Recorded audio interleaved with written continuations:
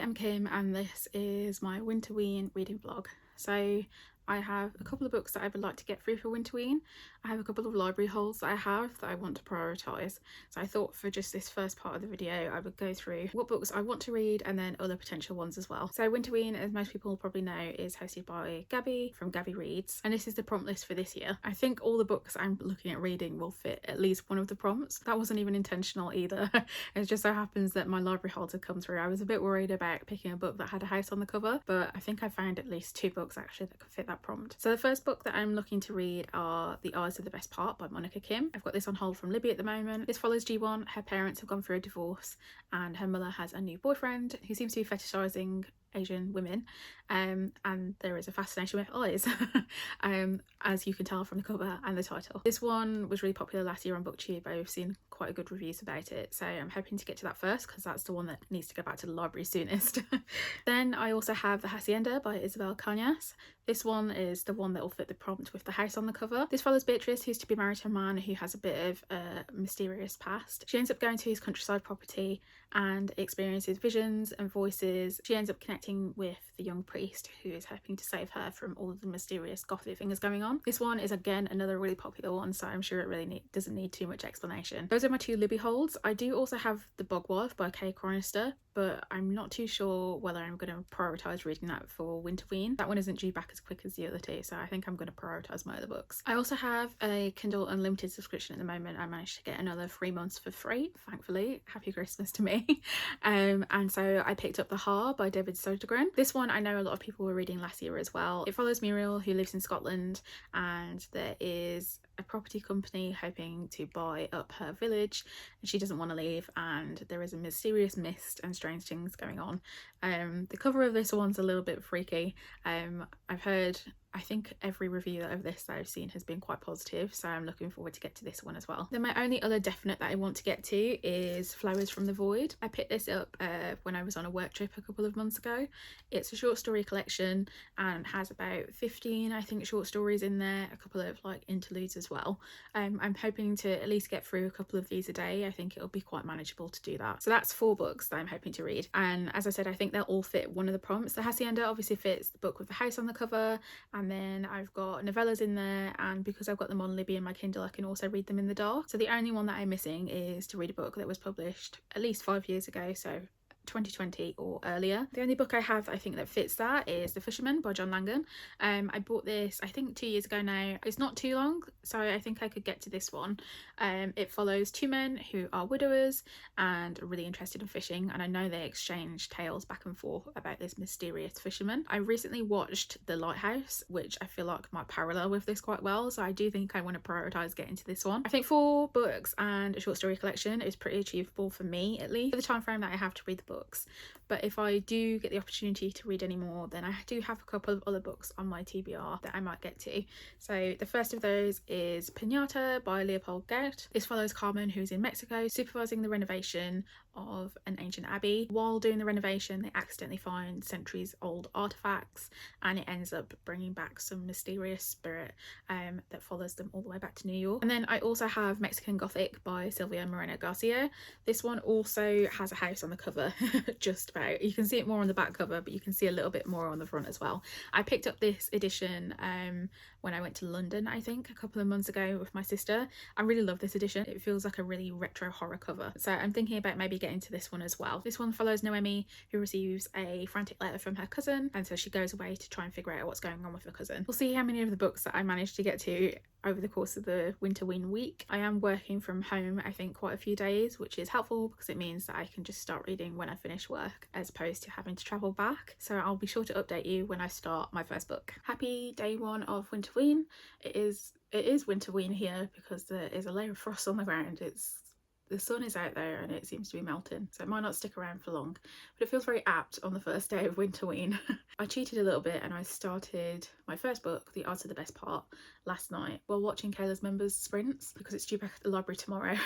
So I wanted to get a head start and make sure that I could get a little bit into the book so that it'll be easy to finish it tonight. So far we've been introduced to Jiwon and her family. We have her sister Jihyun, and we have her mum and then her absent father who has left.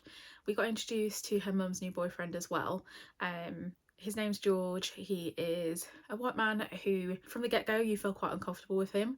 He wants to refer to Ji-won and Ji-hun by nicknames, by JW and JH, because he can't pronounce their names correctly, and just is a general creep, basically. I was making some notes about the first few chapters of the book, and I'd put that the only real horror in the first part of the book is the horror of racism.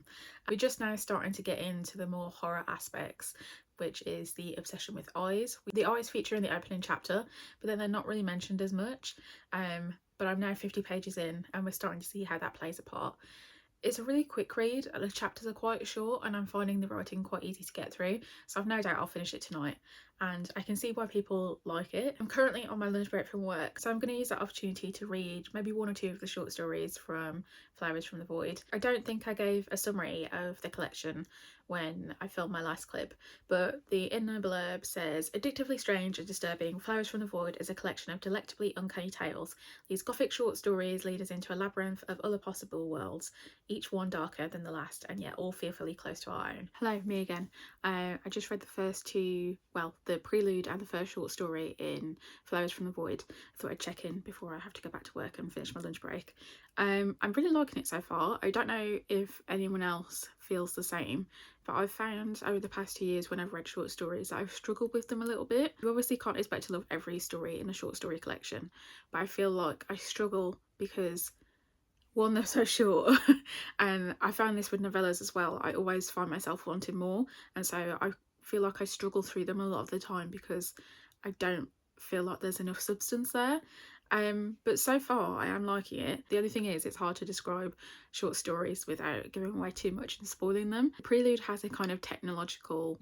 The doorbell just went, so I had to go. What I think I was saying is that the first story is a kind of almost technological horror. I wouldn't really say there's anything scary, but it was a little bit unsettling. There were some really nicely written lines as well in the prelude. We have our first story, which is called Redemption Express.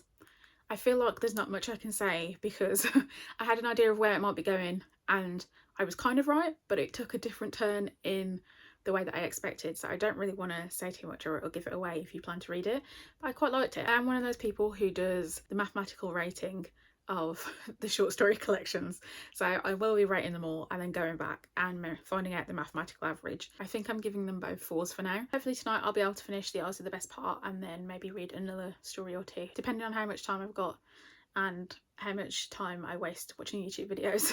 Hello, welcome to day 2 of Winterween. I finished The Eyes of the Best Part last night. I decided to give it 3.5 stars. I quite liked it.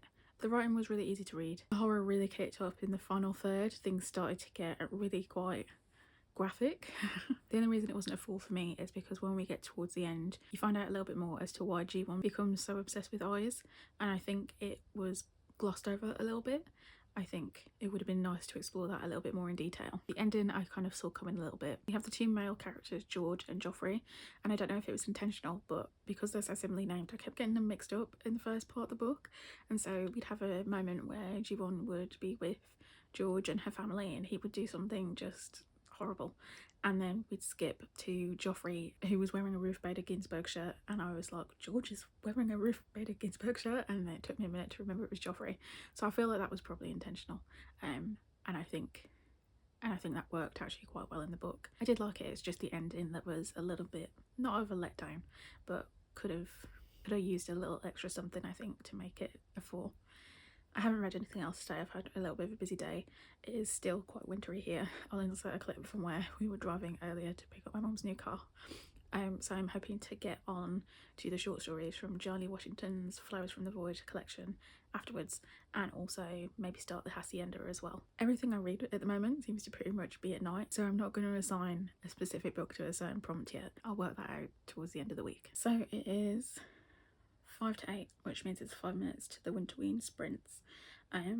I have read another 3 short stories from Flowers from the Void, and so I just thought I'd quickly update you because I'm going to start the Hacienda during sprints. So the first one that I read earlier was It Is Descending.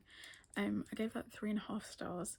It was a story about witches and Salem and resurrection, and I thought it was okay. Then I read one called Under Your Skin, which was about toxic friendships and loneliness, and I gave that one 3.5 as well. I do think that even though those two weren't my favourites of those I've read so far, I think the writing was really good. I felt really drawn in by the writing, so I did enjoy them, but they just weren't my favourites. Then the last one that I just read, oh wait, sorry, hold on. There was one called Hold Still, which I gave 3 stars. That one I think went over my head a little bit. It involves a man who was in an accident and who goes home to his wife and his child and his mother-in-law, who is staying to help look after his child because he was in the hospital for about 6 months. And he experiences these episodes where time seems to freeze still, and I can't say too much more, otherwise it reveals what goes on in a short story. But it wasn't my favourite out of the ones I've read so far. Yeah, so I gave that one 3 stars. And then the one I just finished was When I Cry It's Someone Else's Blood, and I gave it 5 stars. I really liked it. It was about this strange little creature who has a fascination with eyes and wants to take people's eyeballs. And it was actually quite, I don't want to say sweet, sweet's not the right word. It was quite, I don't know what word I would use. Either way, I liked it. And I gave it 5. I thought it was really creative. I think that's the word that I'm looking for. And then I read the intermission, which seems like it's a continuing thread from the prelude. So we have the prelude where we have a character and something happens in that, and then we have our short stories, and then we have the intermission, which seems to go back to that character. At least that's what I think. There is an epilogue at the end as well, so we'll see if that's the case when we get to the epilogue. I've only got 5 short stories left in it, and then I also have the epilogue, so we'll see how many I get read tomorrow. I think I'll probably read about 2 tomorrow. I'm going to focus on finishing the Hacienda at the moment, and then I can read the rest during the week, and then that's another book done. So it's now day 4 of Winterween. I didn't end up recording anything yesterday, but I did do quite a bit of reading. So I got about 60% in the sprints through the Hacienda on Saturday. I really like the writing style. I ended up finishing the Hacienda yesterday. I gave it 4 stars. I really like Isabel Cañas's writing. I think it was a really well written book. It's very gothic and unsettling, and definitely a kind of slow, creepy burn. I actually have The Vampires of El Norte. I think I actually pre-ordered it, but I haven't actually read it yet, so I think I should pick that up this year, because I did really like the writing. Then I read 2 more short stories in the Gianni Washington Flowers from the Void collection. One called In Between, which I gave 5 stars, which is about a girl and her lack of shadow, and then her finding her shadow. I really did like it. I thought it was the perfect amount of creepy, but also this strange connection with a shadow. And then I read one called Homunculus, I don't know if I pronounced that right, which I gave 3 stars, which was about a man who creates these dolls, they're called, but I kind of would say that they're more like robots, I guess, kind of like cyborgs, I don't know, whatever definition it is, to look like people's lost loved ones.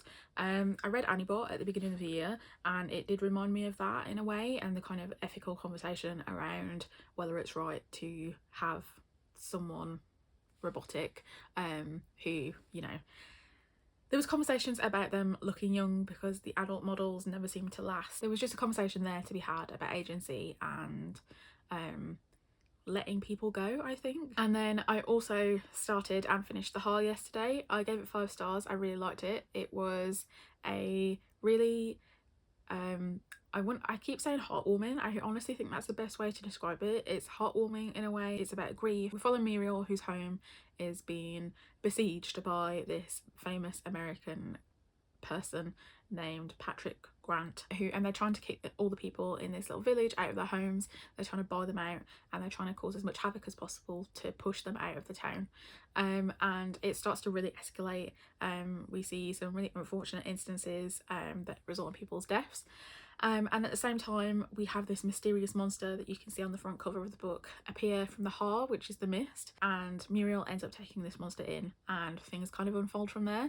I don't think it could have ended any other way. I think it was like the most realistic possible ending for, you know, a grandma in her 80s who is kind of besieged by her loss and her grief, and the reminder this creature gives her of her late husband. It was really crass at times. There were some really funny moments that were just a little bit verging on splatterpunky, and I know that this same author wrote Maggie's Grave, which I've heard is quite a gory book with some really kind of explicit scenes. But honestly, I don't think it was too overdone. They were more humorous than anything, and my main note that I took down with this is just like grandma with a gun because Muriel was a really good main character. I did like her voice, and I liked how determined she was that she was not gonna leave, which was fair enough. My comp for this is actually The Shape of Water. Just it's The Shape of Water if there was a slightly more deadly alien creature, and there was a grandma with a gun, and yeah. So I don't know, if you like The Shape of Water, I recommend it, but just brace yourself going in because I like The Shape of Water, and I like, there's a reason that comp makes sense in my head. Yeah, I've got to go to work shortly, so I'm gonna try and finish the last few short stories in the short story collection tonight, but I'm working late, so we'll see. And then I don't know what I'm gonna pick up next. Probably The Fisherman, because that's the only one that I need left to fulfill the prompt, which is the written 5 or more years ago, and then we'll see where it goes from there. Hello, it's me. I finished Flowers from the Void. I'm giving it 4 stars total. My mathematical average, for anyone who's interested, was 3.7 something. The last 3 stories were all pretty good. There was one called Take It From Me, which involved someone who, well, people who live in a world where their body parts just fall off, and you can get them surgically reattached if you have the money, because it's defined as a cosmetic procedure. And this person was in an abusive relationship where their other partner kept on taking her body parts whenever they would fall off. So it was quite strange, and then she finds someone who is just giving her the body parts she's missing. So for example, she's missing some of her skin and her arm and her foot, and it was just a little strange. I gave it 4. I quite like the way it was written. There was one called Bar Room Blessings, which I gave a 3, which was kind of philosophical and about someone who could see ghosts and remove ghosts, and this kind of hint of a world that we saw where this was a kind of type of person who had this job as a reaper, but we didn't really get more information than that. So it was a 3 for me, just because it was really well written, but there wasn't a lot of substance to what actually went on in it. And then the final one was called Mr. Hyde. It was about a mom who has a kid who has an imaginary friend and an imaginary world, and things aren't quite what they seem.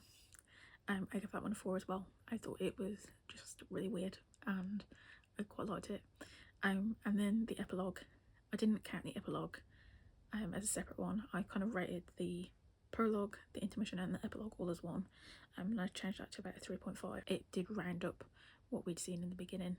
It was almost like they were sucked into the world and viewing these stories, and then they'd been, well, a bit of a spoiler, they'd be returned to the world that they were in, with these kind of remnants of the stories in their head. So yeah, I think it was really well written collection. I do recommend it. It isn't too creepy, so if you're not a fan of horror, but maybe you're a fan of kind of weird fiction or literary horror, you would like the collection. So that is my 4th winterween book done. I'm probably not going to get started on anything tonight. I will wait until tomorrow, and then I'll probably start The Fisherman. Hi, it's day 6, so I skipped a day again, but I did do some reading. I managed to finish The Fisherman by John Langan. It is, I think I'm going to give it 3 stars. It's, as I said, it's a story that follows 2 men. We have Abe, who's our main character, and then we have Dan as well. Both of them are widows. We start the story with Abe telling us that he's going to tell us the story of what happened to him and Dan and this mysterious thing called the Fisherman, and it's broken into 3 separate parts. We have part 1 where Abe talks about how he lost his wife and how he became a widow, how he met Dan, how Dan became a widow, and how they started to bond over fishing. And then we switch to part 2, which is more historical and tells us about this encounter with the fishermen at this location called Dutchman's Creek, and that section is probably the longest section. And then we switch back to part 3, which tells you a bit about what happens when Abe and Dan go to this place called Dutchman's Creek. I'm giving it 3.5 because I like the concept. I think it is a very slow cosmic horror sort of story, and I did like Abe's voice. He was a fairly likeable older man who was a bit lonely and wanted to help out his friend. I think the reason it's 3.5 for me is that middle section. I knew that it was split into different parts, but I didn't realise just how long that part would be, and it is quite dense. And it's a story that's told second, third hand. It's told to Abe and Dan by this man called Howard at the diner that they meet, and Howard has heard it from this priest, I think, and then the priestess heard it from this woman named Lottie, who experienced most of it herself, but also got bits of information from her husband and, you know, people around them as well. And so it's quite a dense portion of the story, and I think although it definitely made you uneasy about the sort of horror that they were experiencing, it just went on for quite a long time. And so I think that bit just made it a little bit slow, and I was debating whether or not I wanted to sit and finish the book, but it is quite short, you know, it's only about 260 pages, so I didn't really want to leave it in the middle of that section just because it was starting to kind of drag a little bit for me, because then I just knew that I probably would drag my feet in getting back to it. So I'm glad that I read it. It's been on my TBR for quite a while, and that ticks off the final of the 5 prompts, as this was published in 2016. So now I've read a book published more than 5 years ago, which is really strange to think about, that 2016 was as long ago as it was, but I'm not thinking about that. I still have 2 days left, so I've got some time tonight where I'll be able to read. I don't know how much time I'll be able to read tomorrow because I have a BSL class on a Thursday night, so I'm debating what to pick up next. Out of the physical books on my collection, as I said, I have Pinata by Leopoldo Gout, and then I also have Mexican Gothic as well. I read the first chapter of both of these. The first chapter of Mexican Gothic follows Noemi. We see that she is called home early from a party that she's at, as her father has received some messages from her cousin which are a bit strange and suspicious, and her husband is denying that there's anything wrong and that everything's fine, so he wants Noemi to go out and visit her cousin and see what sort of things are going on. I think the first chapter of this one's fine, but it's not really grabbed my attention that much. I will get to this eventually though, and I have to say I really do love this cover. I think it's a really pretty edition of this book as well. And then with Pinata, I read the prologue and also the first chapter. So the prologue is set in the past. It follows colonizers who've come to Mexico and are essentially, you know, tormenting the children by tainting their experiences of their traditional practices with these piñatas. And we start to get the hint that maybe there is something protecting the local children, because there is a priest that ends up with an untimely death. I don't feel like that's much of a spoiler, it's literally the prologue. So, and then in our first chapter we are introduced to Carmen and her 2 daughters, Iselle and Luna, and they are in Mexico and they're collecting ingredients for a meal. Iselle is reluctant to be there. She's a teenager, she doesn't want to be involved in travelling with her mother for work, and Luna is just very enthusiastic about everything and seems very keen to learn more about Mexico and the piñatas. I think the prologue was more interesting than the first chapter.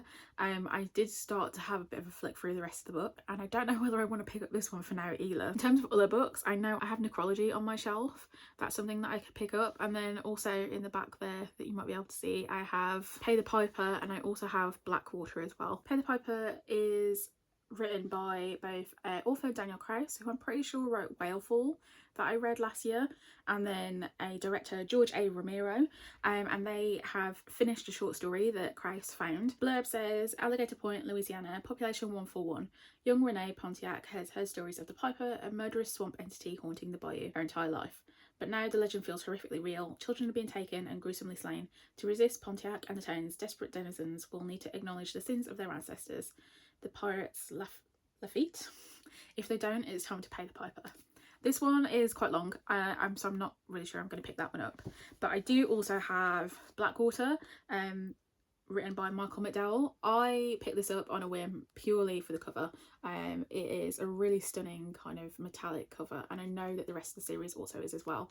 I heard recommendations about this on TikTok, I think, as well. This one involves a family who encounter a woman who appears after this mysterious flooding in their town. It also reminds me of Resident Evil 7, so I do want to pick this one up. I'm thinking I might go for this one because it's shorter.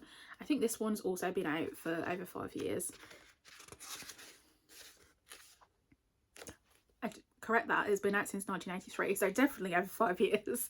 And I know that the rest of the series has these really pretty covers as well. I think now that I'm talking myself into it, actually, I think I'm probably going to pick up this one because I know that I can finish it, and then that's another book off my physical TBR that I've managed to get through. Hello, it's the final day of winterween and I finished my final book, which was Blackwater. I'm going to give this 4 stars. I actually really liked it. It was a really easy read. It follows these people in this small town who meet this woman called Eleanor, who arrives and seems to have just randomly appeared in the hotel in their town after this really intense flood. And Eleanor quickly becomes swept up in the politics of this town, and we start to see that most people in the town are besotted with her, but there's a few people who aren't. We, the reader, know that she's unsettling. It's pretty clear because we get to see some things that the characters don't, but it's also interesting to see what the characters do pick up on that they don't necessarily think is right, but they might overlook in favour of her as a person. I actually found this to be quite humorous in some places. There's a couple of lines that made me laugh a little bit, particularly the one character, Mary Love. She's the one who's staunchly against Eleanor. She doesn't like her at all, and there's a few comments that she makes. One in reference to her brother-in-law's wife, where she says, well, I don't think James should get a divorce. I think Genevieve should die or go away forever, which made me laugh a little bit. There's another scene later where she is trying to put off Oscar, her son, and Eleanor moving into this house that she said she'd build for them. She is talking about how she would go and furnish the house before they could move in, and she goes away and shops for all the furnishings, but she only comes back with like one item at a time because she's trying to prolong them moving in as long as possible. It says she never returned to Perdita with more than one item, and sometimes that solitary purchase was laughably small. Women had gotten the vote. Women might elect a president of their own sex by the time that Mary Love had filled that house to her satisfaction. And it just made me laugh because this was written in 1983 and it's set in the 1950s, and it still hasn't happened. There still has not been a female president.